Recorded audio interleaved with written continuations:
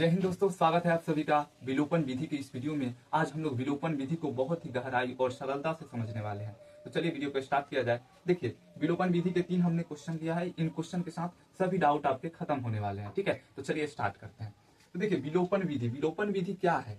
ये एक ऐसी विधि है जो किसी भी समीकरण के मानों को निकालने के लिए प्रयोग किया जाता है। ये ऐसी विधि है कि जिसमें समीकरण के पदों, किसी एक पदों को क्या किया जाता है, विलुप्त किया जाता है, तब मान निकाला जाता है। क्या है ये सब, विलुप्त कैसे करना है, क्या करना है, वो सब हम लोग समझने वाले हैं। तो चलिए स्टार्ट करते हैं। ठीक, देखिए यहाँ पे 2 समीकरण आपको दिए रहेंगे एग्जाम में और कहेगा प्रश्न कि इन समीकरण को आप विलोपन विधि की सहायता से हल कीजिए और x और y का मान ज्ञात कीजिए। इस प्रकार से आपके सवाल रहेंगे। तो कैसे आप करिएगा? तो सबसे पहले आप दोनों को एक समीकरण, इसको समीकरण 1 दे दीजिए, इसको समीकरण 2 दे दीजिए। ठीक है, यहाँ पे लिखिएगा माना x प्लस वाई बराबर 5 समीकरण 1, ठीक, 2x माइनस 3y बराबर 4 समीकरण 2। ठीक है, इस प्रकार से आपको ऐसे लिख देना है। अब देखिए, हम लोगों को क्या मैंने बोला, विलोपन विधि वो होता है जो एक पद को विलुप्त करे।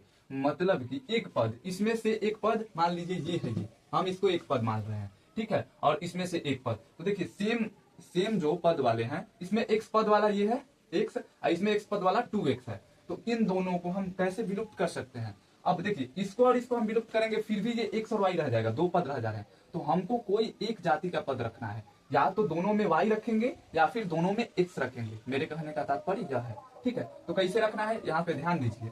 देखिए, अगर हम इसको 2x बना दें, इसको क्या करें, 2x बना दें इस समीकरण को, और इसमें 2x है, और आपस में दोनों को घटा दें, तो 2x घट जाएगा, यानी कि 0 हो जाएगा। 2 आम आपके पास है, 2 आम किसी को दे दिए, तो आपके पास आम अब नहीं है, आम और इमली है। आपको क्या करना है, अगर इमली का दाम निकालना है तो आपको पहले आम हटाना पड़ेगा। तो आम हटाने के लिए क्या करेंगे, जितना आम है किसी को दे देंगे। ठीक है, तो वैसे ही यहाँ पे 2x को हटाने के लिए हमको इसमें इसको भी 2x बनाना पड़ेगा, या फिर इस x को हटाने के लिए इसको भी x बनाना पड़ेगा। या तो इसको x बना दीजिए, इसको या 2x बना दीजिए, या फिर इसको 3y बना दीजिए, या फिर इसको y बना दीजिए।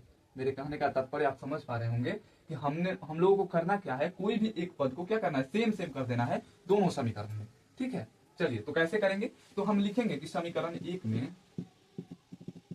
2 से गुना करने पर, अगर हम 2 से गुना करेंगे तो क्या होगा, ये 2x बन जाएगा। तो चलिए 2x ये हो गया। अब देखिए, चूंकि हम इस x में 2 से गुना कर रहे हैं, तो ये समीकरण असंतुलित हो जाएगा। तो हमें क्या करना पड़ेगा, सभी पदों में 2 से गुना करना पड़ेगा, तभी समीकरण जो है संतुलित रहेगा। तो 2x प्लस में y में 2 से गुना करेंगे तो 2y बराबर में 5 में 2 से गुना करेंगे तो 10। अब ये समीकरण मान लीजिए 3। ठीक है, अब देखिए, अब आ गया, बस इतना ही करना है, हो गया। अब कहानी खत्म करना है। इन लोगों का कहना है कि समीकरण 3 में से किसको घटाएं, 2 को घटाएंगे ना, 2 को घटाएंगे। चलिए घटाइए, तो समीकरण 3 को पहले लिखिए 2x, या फिर 3 में से 2 को घटाइए, या फिर 2 में से भी 3 को घटा सकते हैं। ठीक है, कोई दिक्कत नहीं है, सेम आंसर ही आने वाला है। 2x माइनस में 3y, इसमें पाबंदी नहीं है कि 3 में से ही 2 को घटाना है, बराबर में 4। ये चलिए, हमने ये कौन सा लिख दिया, 2 लिख दिया, कोई बात नहीं, यहाँ पे लिख दीजिए 2 में से 3 को घटाने पर। चलिए, ये समीकरण 2 हो गया। 3 क्या है, 2x प्लस में 2y बराबर में 10। ये हम लोगों का समीकरण 3 है। अब चलिए घटाइए, तो कैसे घटाना है। घटाने से पहले हम आपको कुछ बताना चाहते हैं। ठीक है, अगर मान लीजिए हम कहें कि 5x है, 5x को छोड़ दीजिए, आप जो हैं 5 रुपए किसी से कर्ज लिए हैं, और आपको 5 रुपए और कर्ज लेना है, तो आप क्या हो जाएंगे, आपका कर्ज कट जाएगा? नहीं कटेगा, आप 10 रुपए कर्ज में हो जाएंगे। वही चीज यहाँ पे देखिए यहाँ पे, तो हम क्या करेंगे, इनको घटाएंगे। तो देखिए, अब जब घटाएंगे तो सबको, पूरा समीकरण को घटाएंगे, तो ये 2x में से 2x घटाएंगे, तो यहाँ पे कुछ नहीं है, साइन तो प्लस है। तो याद रखिएगा, साइन जो होता है वो चेंज हो जाता है, पलट जाता है। अगर माइनस है तो प्लस है हो जाएगा, और प्लस है तो माइनस हो जाएगा। यहाँ पे कुछ नहीं है तो प्लस है, ये माइनस हो गया, और ये यहाँ पे प्लस तो दिया ही है, तो ये भी क्या हो जाएगा, माइनस में हो जाएगा। और ये कुछ नहीं है तो प्लस है, तो ये भी माइनस में हो जाएगा। अब चलिए, 2x कर्ज है, 2x कर्ज है, और 2x धन है, तो बराबर हो जाएगा ना, कट जाएगा उदासीन। अब यहाँ पे देखिए, 3y कर्जा है और 2y भी कर्जा है, तो कर्जा जुटेगा ना, तो -5y बराबर में। अब यहाँ पे देखिए, 10 को कर्जा है, 4 गो धन है, यानी कि 10 को कर्जा में से 4 गो धन, 4 गो दे दिए, तो कितना बचेगा, 6, यानी 10 में से 4 घटाएंगे 6। अब देखिए 6, लेकिन क्या माइनस माइनस कर्जा बचेगा ना, 6 को और कर्जा बचेगा ना, तो -6 का जो बड़ा वाला साइन जिसका होता है ना, बड़ा वाला संख्या का साइन ही लगा देते हैं। देखिए जो बड़ा है उसमें से छोटे वाले को घटा दीजिए और देखिए कि बड़े वाले का साइन क्या है, वही लगा दीजिए। तो बड़े वाले का साइन है माइनस, तो माइनस लगा दीजिए। तो इसलिए y बराबर क्या आ जाएगा, y बराबर 6/5 माइनस में -5 उधर जाएगा, गुना में है इधर, इधर कुछ नहीं है तो याद रखिएगा ये गुना होता है, उधर जाएगा तो बट्टा में जाएगा, माइनस माइनस कट जाएगा। ठीक है, तो 6/5 आ जाएगा। यहाँ पे ये नहीं, या तो ऐसे भी कर सकते हैं या फिर ऐसे कर सकते हैं कि -5y बराबर -6 है ना, माइनस माइनस इधर से कट गया तो y बराबर में 6/5, ऐसे भी कर सकते हैं। y का मान हम लोगों का निकल गया। अब क्या करना है, हम लोगों को x का मान निकालना है। तो y का मान हम किसी भी एक समीकरण में रख देंगे, हम लोग का x का मान निकल जाएगा। तो जल्दी निकालने के लिए आसानी कौन होती है, देखिए कि सबसे छोटा समीकरण है उसमें y का मान रखिए तो आसानी से आपका मान निकल जाएगा। ठीक है, तो सबसे छोटा तो यही है, तो इसी में रखिए। तो x का तो निकालना है x प्लस y का मान 6/5 बराबर में 5। यहाँ पे लिखिएगा, आप लिखना होगा कि x y का मान समीकरण 1 में रखने पर। ठीक है, तो x प्लस में 6/5। अब देखिए x बराबर में 5 माइनस में 6/5 आ गया, घटाइए, इसलिए x बराबर में क्या हो जाएगा 5 लघुत्तम, 1 और 5 का लघुत्तम, और ये हो जाएगा 25 माइनस में 6 बराबर में 19/5 आंसर हो जाएगा। हम लोगों का ये x का मान फाइनली आ गया। ठीक है, चलिए अब हम लोग 2 नंबर क्वेश्चन देखते हैं। ठीक है, तो इसको मिटा दे रहे हैं हम।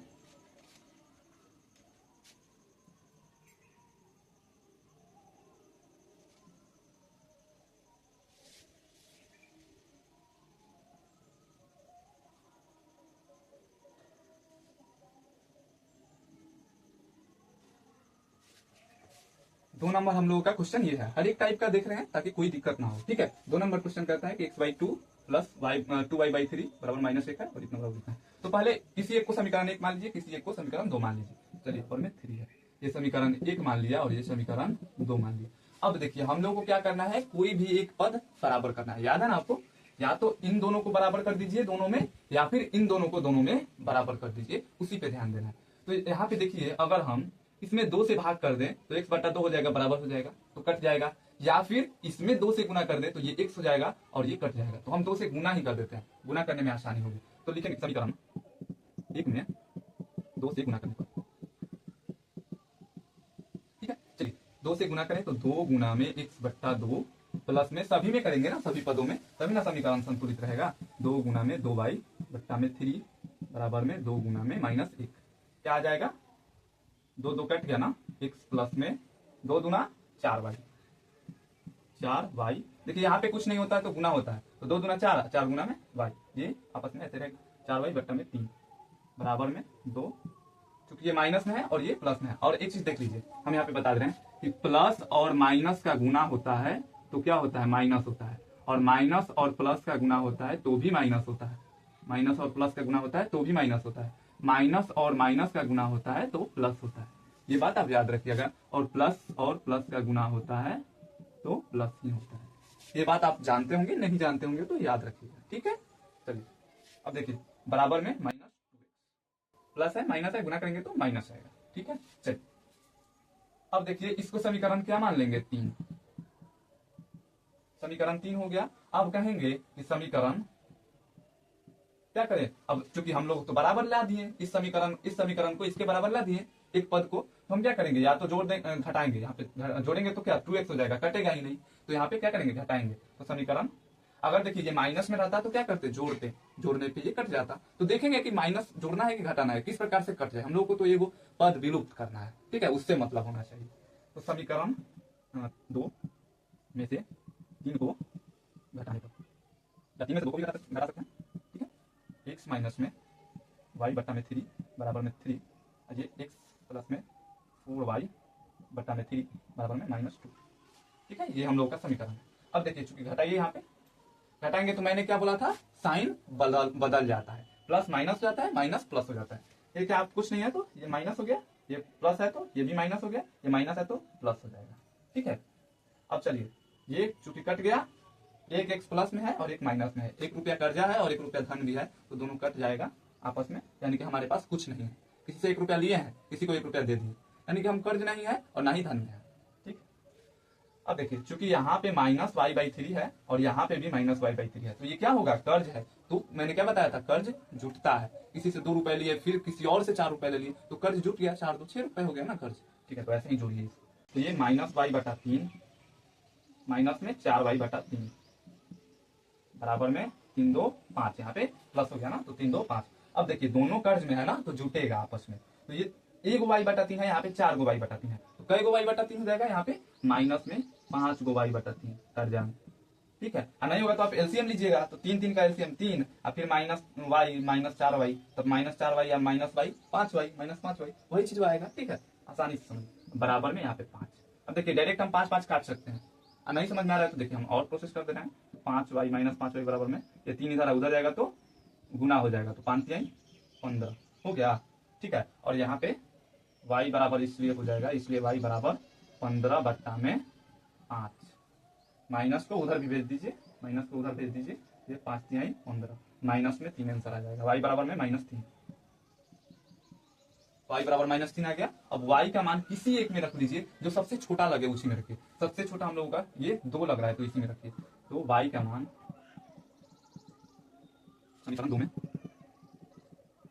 रखने पर, ठीक है, चलिए 2 में रखिए। तो x माइनस में y का मान है कितना, -3 अब बट्टा में 3, ये चलिए हम पोस्ट में रखते हैं। ठीक है, अब देखिए बराबर में यहाँ पे 3।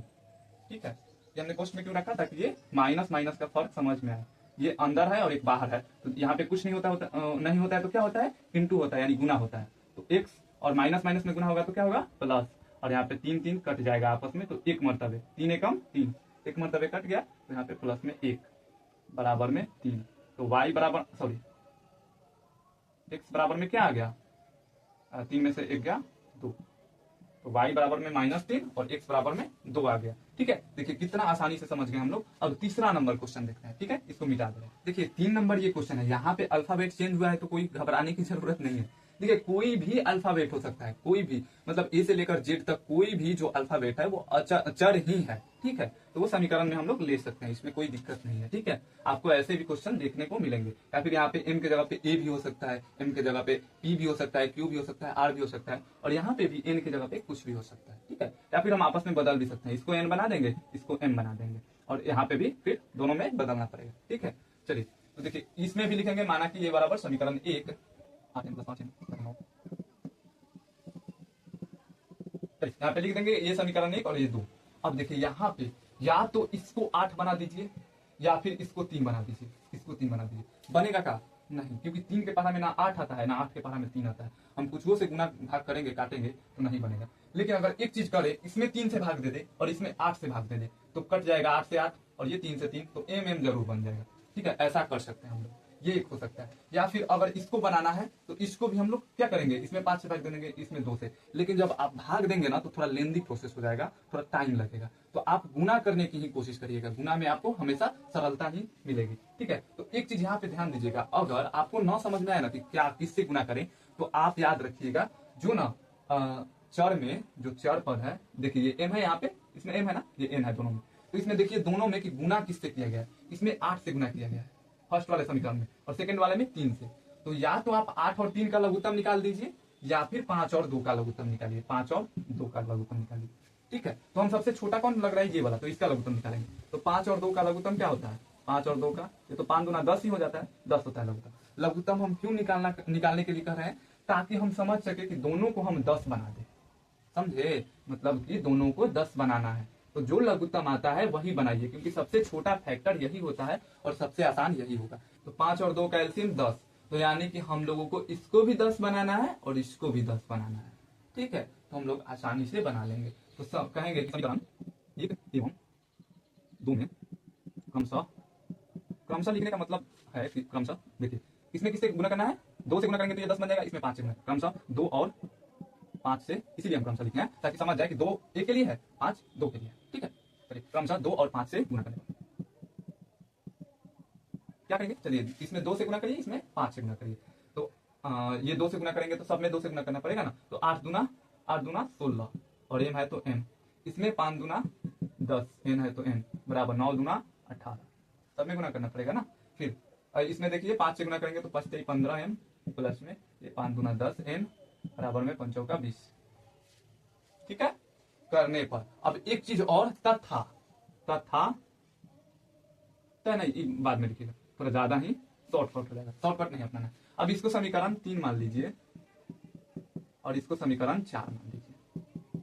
अब लिखिए कि समीकरण हम वहीं पे कह रहे थे घटाने के लिए, लिख दीजिए गुना कर आपस में घटाने पर, तो यहीं पे हो जाता है, लेकिन थोड़ा सा बड़ा प्रोसेस हो जाएगा, कोई दिक्कत नहीं है, एग्जामिनर कहेगा कि अच्छे से आपने लिखा है। ठीक है, समीकरण 3 और 4 को आपस में घटाने पर, या फिर लिख सकते हैं कि 3 में से 4 को घटाने पर या आपस में घटाने पर। किसी के आपस में लिखने का मतलब है कि 3 में से भी 4 को घटा सकते हैं या 4 में से भी 3 को घटा सकते हैं। तो कोई ये घटा दीजिए, जैसे ऐसे लिख दे रहे हैं 16m प्लस में 10n बराबर में 18, यहाँ पे 15m प्लस में 10n बराबर में 20। माइनस करिए तो सब चिन्ह बदल जाएगा, तो ये प्लस है तो माइनस हो जाएगा, ये भी माइनस हो जाएगा, ये भी प्लस है तो माइनस हो जाएगा।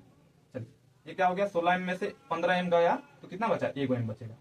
16 को m में से 15 को m घटा देंगे तो 1 m बचेगा, और 10 को n में से 10 को n घटाएंगे तो कहानी खत्म हो जाएगा। और 18 संख्या में से 20 को घटाएंगे तो हमने क्या बोला, जो बड़ा है उसी में से छोटा घटाइए, तो 20 में से 18 को घटाएंगे तो कितना आ जाएगा, 2, लेकिन जो बड़ा है उसका साइन लगा दीजिए -2, तो यानी कि m का मान आ गया -2। तो n का मान, और n का मान निकालने के लिए क्या करेंगे कि m का मान किसी भी समीकरण में लिख दीजिए, रख दीजिए, कौन सबसे छोटा कौन लग रहा है, सबसे छोटा ही लग रहा है, तो समीकरण 2 में, समीकरण किसी में भी रखिएगा तो मान सेम ही आएगा। ठीक है, छोटा में रखिएगा तो जल्दी आ जाएगा, तो समीकरण 2 में रखने पर चलिए रखिए, तो क्या 3 गुना में m का मान -2 आया है, -2 प्लस में 2n बराबर में 4। ठीक है, -2 में 3 से गुणा करेंगे तो -6 प्लस में 2n बराबर में आ गया 4। क्या गया ना। अब देखिए क्या करेंगे, 2n इधर ही रहेगा, 2n इधर ही रहेगा, और इधर इसको भेज दीजिए, ये बराबर इधर माइनस में है, बराबर के उधर जाएगा तो प्लस में हो जाएगा, तो 4 + 6 10 आ गया।